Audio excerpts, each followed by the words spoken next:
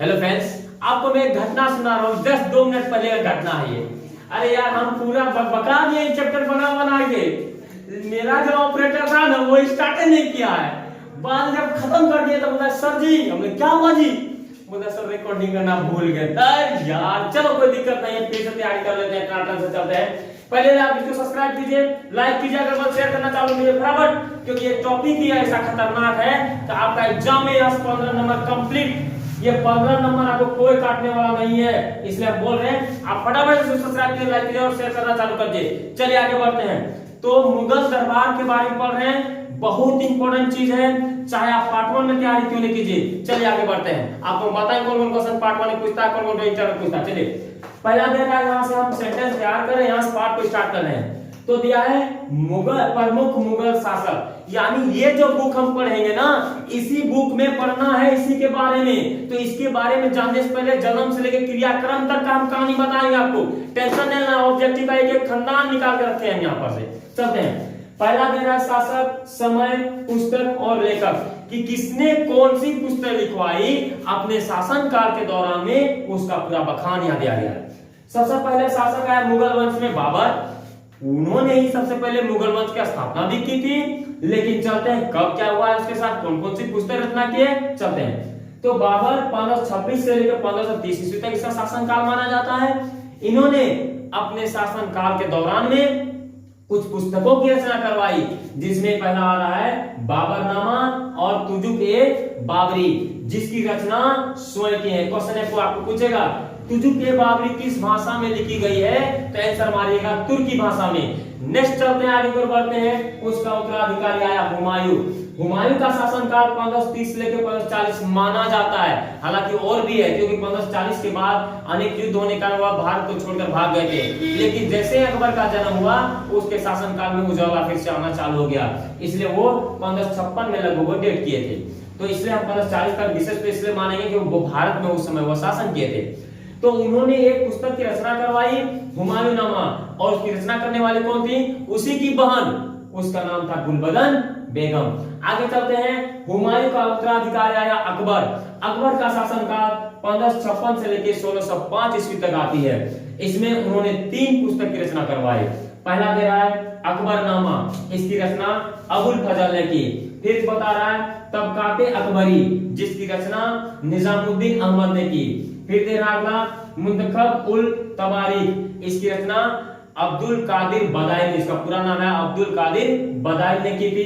इस तरह से फिर उसका उत्तराधिकारी आया, वो आया जहांगीर। जहांगीर 1605 से लेकर 1627 तक रहा। उन्होंने भी कुछ अपने पुस्तक की रचना करवाए, उनमें था तुजुक-ए-जहांगीरी।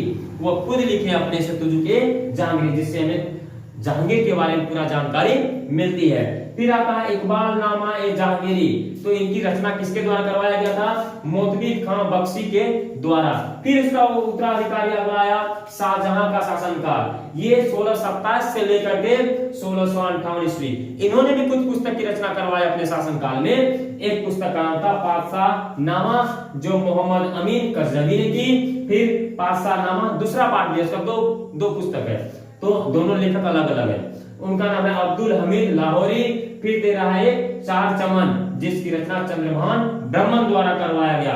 नेक्स्ट चलते हैं, उसका उत्तराधिकारी आया औरंगजेब। बहुत इंपॉर्टेंट औरंगजेब, देखिए आपको मैं बता दूं, आप अगर इस पार्ट को पढ़ रहे हैं तो 2 चीज के बारे में ज्यादा पढ़िएगा। एक नंबर में अकबर, दूसरा में औरंगजेब, बहुत ज्यादा पढ़िएगा। और तीसरा मानिएगा तो शाहजहां का शासनकाल पढ़ लीजिएगा, क्योंकि इसके शासनकाल में स्वर्णयुग, स्थापत्य कला बहुत आगे थे। तो औरंगजेब का जो शासनकाल आता है वह 1658 से लेकर 1707 ईस्वी तक आता है। उन्होंने भी अपने शासनकाल में कुछ पुस्तकों की रचना की थी, जैसे आलमगीरनामा, काजिम सिराजी, फिर मुंतखाब उल लुआब, राफिक खां। इस तरह से उन्होंने भी कुछ पुस्तक की रचना करवाई। और इसके बाद जो ये आ रहा है आपके पास, सबसे खतरनाक खिलाड़ी यही है, खतरनाक खिलाड़ी भारत का। चलते हैं, इसको कौन बुलाया, इस खिलाड़ी को मैदान में किसने बुलाया, और कैसे कैसे इन्होंने खेल खेला और वर्ल्ड कप भारत में जीत गया। चलते हैं, इसके बारे में चलते हैं।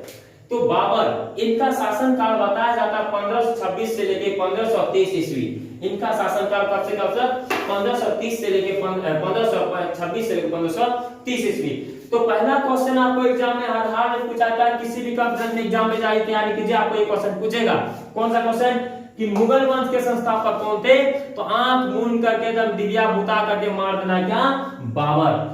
चलते हैं, पहले रुक करके इसको सब्सक्राइब कीजिए, लाइक कीजिए, अगल बगल शेयर करना चालू करिए, क्योंकि आपका गारंटी हम लेते हैं कैसे आपको एग्जाम में नंबर लाना है। तो आपका भी ये गारंटी बनता है कि कैसे सर का सब्सक्राइबर पीछे घटता है, ये आपका दावा करते हैं। आप भी दावा कीजिए, हम भी दावा करते हैं। चलते हैं आगे।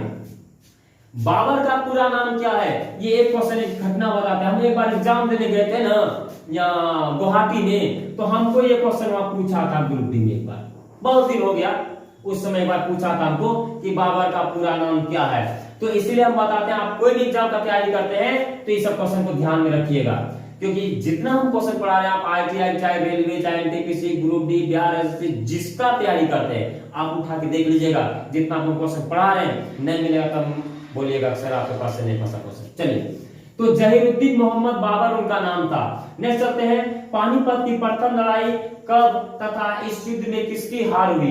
तो पानीपत की प्रथम लड़ाई 15 अप्रैल 1526 ईस्वी को हुई थी, जिसमें इब्राहिम लोदी की हार हुई और बाबर की विजय हुई। नेक्स्ट चलते हैं, बाबर का जन्म कब और कहां हुई?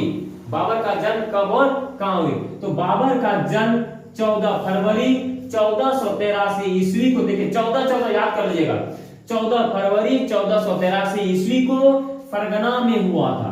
इनके पिता उमर शेख मिर्जा एवं माता कुतुब निगार खानम थी। याद कर लिया, बहुत इंपॉर्टेंट क्वेश्चन सब बता रहे हैं। बाबर अपने पिता तैमूर पक्ष एवं माता चंगेज पक्ष से कौन से वंश जाते हैं? क्योंकि उनके पिता जो है कि आपका तैमूर की ओर से थे, तैमूर के वंशजों में थे, और माता जो है कि चंगेज के वंशजों में थे। तो इस तरह से कि बाबर के अंदर में दोनों के गुण थे। चलते आगे, तो पिता तैमूर पक्ष की ओर से वे 5वां एवं माता चंगेज खान की ओर से 14वां वंशज में वे आते थे।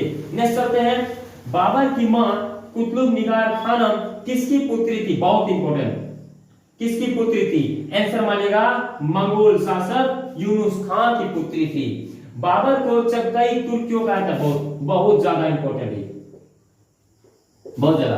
तो बाबर को चगताई तुर्क इसलिए कहा जाता है क्योंकि बाबर दो रंग यानी दोनों को वीर भरे थे, तुर्क एवं मंगोल के मिश्रण गुण थे दोनों के अंदर में, इसलिए इसको चगताई तुर्क भी कहा जाता है। से चंगेज खान का तुर्क से तुर्क में आ गया, इसलिए दोनों के गुण मिश्रण थे।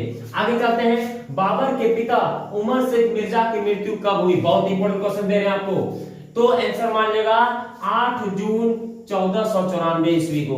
नेक्स्ट चलते हैं, कितने वर्ष की उम्र में बाबर फरगना का शासक बना था? आंसर मानिएगा 8 वर्ष की उम्र में। नेक्स्ट चलते हैं, बाबर समरकंद के सिंहासन पर कब बैठा?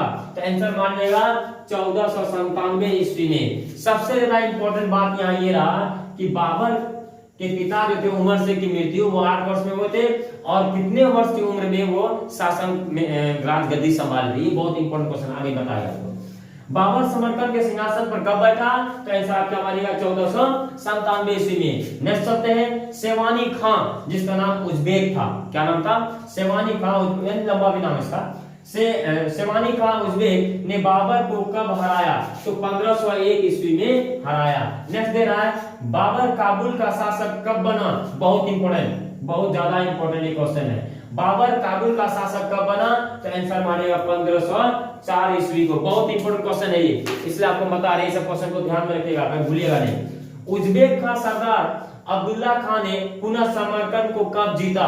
तो 1510 ईस्वी में जीता। नेक्स्ट चलते हैं, खानवा का युद्ध कब हुई तथा किसकी हार हुई थी या किसकी जीत हुई थी? दो कोई भी देगा आपको हम लिखाते हैं ताकि याद रहेगा।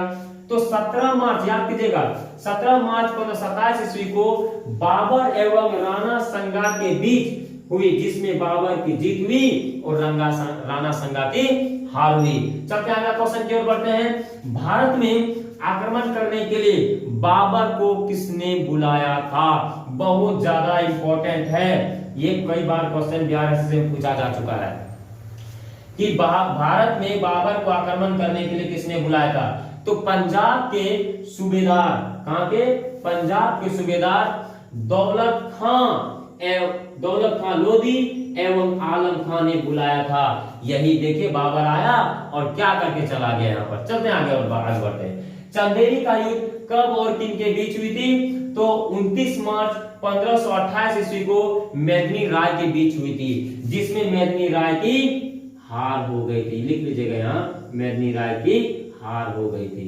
आगे चलते हैं। घाघरा का युद्ध कब तथा किनके बीच हुई थी? तो 6 मई 1529 ईस्वी को अफगानों के बीच हुई, जिसमें अफगान की हार हुई। अब आता है बाबर की मृत्यु कब हुई? तो 25 दिसंबर 1530 ईस्वी को। अब आपको हम एक चीज बता देना चाहते हैं, आपको एग्जाम में पूछा जाएगा बाबर के द्वारा लड़े गए युद्धों को लिखें। अब बाबर कौन कौन सा युद्ध लड़ा था आपको याद रखना होगा। तो इसका शॉर्ट ट्रिक, इसका नाम याद है पान खा चल घर।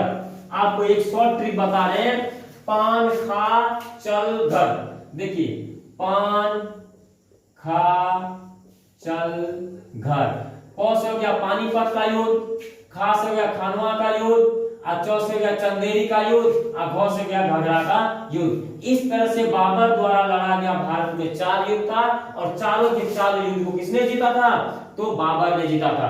और मैं बता दूं, अभी तो बाबर के बारे में खंगाल ही स्टार्ट किए हैं। अगला जो वीडियो लाएंगे हम, बाबर का अगला बेटा कौन है? हुमायूं। तो इसलिए मैं बता दूं, तो आप सब्सक्राइब कर लीजिए। हाँ, लाइव के बारे में अगर जुड़ना चाहते हैं तो हम संडे को स्पेशल लाइव क्लास लेते हैं, और उसमें टेस्ट भी चलता है। साथ ही साथ अगर 10 क्लास के कोई बच्चे हो जो मैथ का तैयारी करना चाहते हैं, तो हम संडे को भी कोशिश कर रहे हैं कि 1 से 1.5 घंटा आपको लाइव क्लास दिलाएंगे स्पेशल मैथ का शाम में। तो आप में कमेंट में बताइएगा क्या आपको मैथ का भी क्लास चाहिए? तो बिल्कुल आप कमेंट करके हमें बताइए, हम मैथ का भी व्यवस्था कर चुके हैं पूरा तैयारी के साथ। तो कोई टेंशन नहीं है, आगे बढ़ते हैं। और बता दूं कि जो भी नए हैं इसको सब्सक्राइब करें। तब तक के लिए आप विराम दीजिए। जय हिंद।